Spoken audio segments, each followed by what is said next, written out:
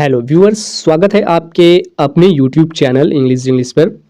आज का हमारा स्टोरी का टॉपिक है हाफ ऑफ द प्रॉफिट, यानी लाभ का आधा हिस्सा। ठीक है, हाफ का मतलब होता है आधा हिस्सा, प्रॉफिट का मतलब लाभ होता है।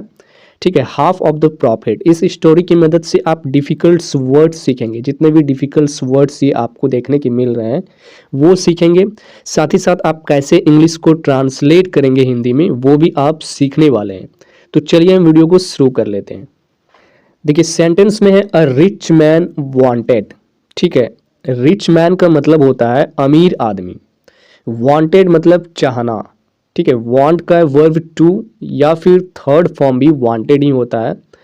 तो एक अमीर आदमी चाहता था to give a great feast. To give a great feast यानी देना चाहता था एक शानदार दावत। ग्रेट फीस्ट का मतलब होता है शानदार दावत। टू हिज फ्रेंड्स, अपने दोस्तों को। टू हिज फ्रेंड्स यानी अपने दोस्तों को। He got all kinds of dishes prepared.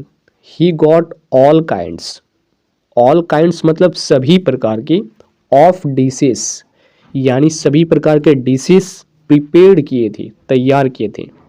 ठीक है, रिच मैन जब ग्रेट फीस्ट यानी शानदार दावत देना चाहता था तो वो he got all kinds of dishes prepared, उसने बहुत सारे डिशेस यानी व्यंजन तैयार कर लिए थे। But he could not gate fish, लेकिन वह मछली नहीं बना पाया था, उसे मछली नहीं मिल सका था। सारे डिशेस में से उन्हें मछली नहीं बना पाया था। ही ऑफर्ड, उसने प्रस्ताव किया यानी उसने ऑफर दिया अ रिवॉर्ड, एक इनाम का। टू द मैन, आदमी को, हु वुड ब्रिंग इट, जो भी इसे लाया गया। यानी वो जो किंग था, वो रिच मैन जो था, उसने रिवॉर्ड दिया, किसी को बताया कि मैं रिवॉर्ड दूंगा, इनाम दूंगा जो मुझे यह मछली ला कर देगा। फिर देखिए आगे क्या है, बहुत ही इंटरेस्टिंग स्टोरी, बहुत ही मज़ा आने वाला है। After some time, some time का मतलब होता है कुछ समय। आफ्टर का मतलब के बाद में, कुछ समय के बाद में। अ फिशरमैन, एक मछुआरा। ठीक है, इनको हम बोलते हैं फिशरमैन, जो मछली पकड़ने का काम करते हैं उन्हें हम फिशरमैन बोलते हैं। Brought a big fish, big fish यानी बड़ी मछली, ब्राउट का मतलब लाया। बट द गेट कीपर, लेकिन वो जो गेट कीपर था, जहाँ पे वो मछली पहुँचाने वाला था फिशरमैन, वो जो गेट कीपर था, यानी गेट कीपर को हम लोग बोलते हैं द्वारपाल, वुड नॉट लेट हिम, वो अंदर जाने नहीं दे रहा था। लेट का मतलब होता है अंदर जाना, अंदर जाने नहीं दे रहा था। Until he had promised, जब तक कि वह वादा नहीं करता, to give him half the reward, वो गेट कीपर उसे अंदर जाने नहीं दे रहा था जब तक कि वो वादा नहीं कर दे जो उन्हें इनाम मिलने वाला था फिशरमैन को। वो जब तक कि वो उनका हाफ प्रॉफिट नहीं देने वाला था तब तक गेट कीपर उन्हें बोल रहा था कि मैं अंदर जाने नहीं दूंगा, अगर तुम मुझे हाफ प्रॉफिट दोगे तभी मैं तुम्हें अंदर जाने दूंगा। आगे है द फिशरमैन एग्रीड, यानी जो मछुआरा था वो सहमत हो गया। एग्री का वर्ब टू है एग्रीड, वो मछुआरा जो था वो सहमत हो गया इस बात को लेके।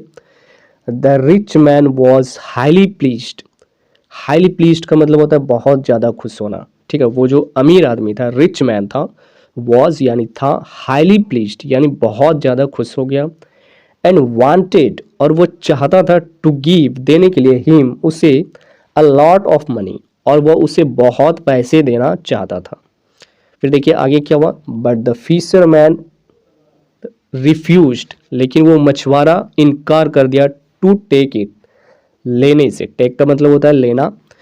वो जो रिच मैन था वो बहुत ज़्यादा खुश हो गया मछली को कर देख करके, और वो बहुत ज़्यादा उन्हें पैसे देना चाहता था। बट फिशरमैन ने उन्हें रिफ्यूज कर दिया, पैसे देने से मना कर दिया।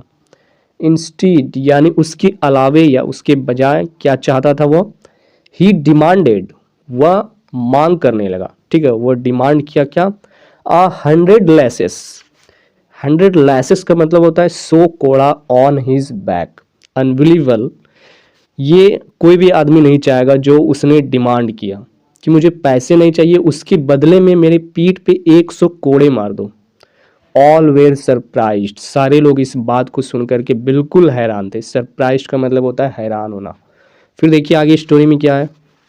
At last the rich man, last the rich man, अंतिम में रिच मैन ने लास्टली क्या किया, अमीर जो आदमी था उसने ऑर्डर दिया।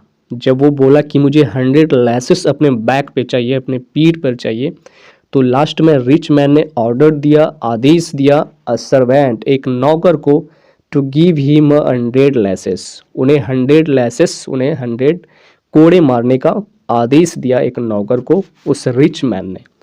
वैन द फिशरमैन, जब मछुआरा, हैड रिसीव्ड 50, जब मछुआरा को 50 कोड़े लग चुके थे, ठीक है, रिसीव्ड यानी प्राप्त हुए, लग चुके थे, ही आस्क्ड दैम, उन्हें, उसने उसे कहा, टू स्टॉप, रोकने के लिए, as he had a partner, उनका एक पार्टनर भी है इन द बिजनेस, उनका एक पार्टनर भी है इस बिजनेस में, जो मुझे 50 कोड़े मार दिए, क्योंकि उसने बोला था कि मुझे हाफ प्रॉफिट चाहिए, तो उसे भी 50 कोड़े मार दो।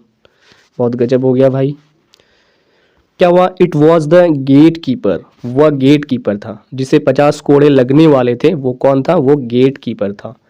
द रिच मैन अंडरस्टैंड, वह जो अमीर आदमी था वो सारा चीज समझ चुका, द होल थिंग, पूरी बातें समझ चुका था। वो रिच मैन जो था पूरी बातें समझ चुका था कि इसे पार नहीं होने दे रहा था मेरा गेट कीपर, और इससे प्रॉफिट मांग रहा था, हिस्सेदारी, इसलिए इसने ऐसा किया। और 50 कोड़े लगने के बाद अब उसे पार्टनरशिप में बोला कि अब उसे 50 कोड़े मारो, क्योंकि वो मुझे हाफ मांग रहा था। He was given the remaining 50, उसे गिवन यानी दिया, द रिमेनिंग 50 शेष बचे हुए लेसेस कोड़े, डिसमिस्ड फ्रॉम द सर्विस, और उसे द्वारपाल को नौकरी से डिसमिस कर दिया, यानी नौकरी से निकाल दिया।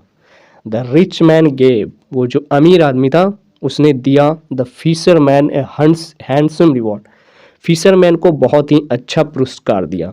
तो इस स्टोरी से हमें यही सीख मिलती है कि अगर आप किसी के अंडर में सर्विस करते हो, वर्क करते हो, तो अदर माइंड लगा के, बेईमानी का माइंड लगा के उसे इस्तेमाल नहीं करना चाहिए।